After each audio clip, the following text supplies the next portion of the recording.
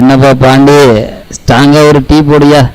என்னப்பா ராஜா, பேப்பர்ல எதுவும் செய்தி வந்திருக்கா? இந்தாங்க, நீங்களே பேப்பர் படிச்சு தெரிஞ்சுக்கோங்க. என்னப்பா ராஜா, எனக்கு தான் பேப்பர் படிக்கிற அளவுக்கு பார்வை இல்லை, அதான் உனக்கே தெரியும், நீயே படிச்சுக்கலாம். என்ன வாத்தியாரையா, முதல்ல உங்க கண்ணை சரி பண்ணுங்க.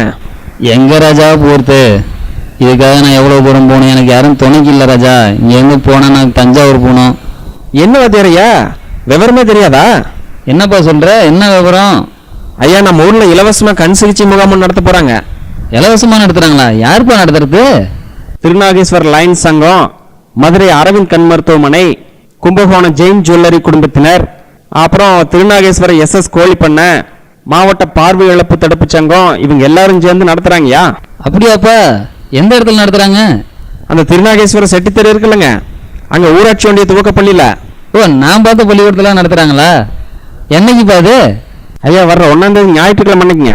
அப்படியாப்பா? சரி, 4 மணிக்கா கிளம்பி அப்படியே போய் பார்த்துட்டு வரப்பா, வெயில் இல்லாத நேரத்தில். ஐயா, காலையில் 8 மணிலேருந்து 1 மணி வரைக்கும் தான் நடக்க போகுதுங்க. அப்படியா ராஜா? அப்போ நான் காலையில் 8 மணிக்கு நேரமாக கிளம்பி நான் போயிட்டு வந்துடுறேன் ராஜா. இந்த அறுவை சிகிச்சை அப்படி இப்படின்னு சொல்லி நிறையா நம்மள்கிட்ட காசு செலவாகும்பாங்க, அது வேறு இங்கேருந்து மதுரை கூட போகணும்பாங்க, அதெல்லாம் ஒரு பெரிய சிக்கலாக இருக்குமே. ஐயா, ஒன்று தெரியாதா உங்களுக்கு? என்ன சொன்னால் தானே தெரியும். அறுவை சிகிச்சைக்காக தேர்ந்தெடுக்கப்படுறவங்கள மதுரை அரவிந்த் கண் மருத்துவமனைக்கு பேருந்து மூலம் இலவசமாக கூட்டிட்டு போறாங்க. அப்பாடாப்பா, என் கண்ணில் நீ பாலை வைத்த, நான் உடனே போய் என் கண்ணை சரி பண்ணி இனிமே செய்தித்தாளை நானே படித்து இந்த செய்தியை தெரிஞ்சுக்கிறேன்ப்பா. ரொம்ப நல்லது செஞ்சேன். போயிட்டு வரேன்ப்பா. நல்லதுங்க வாத்தியாரே.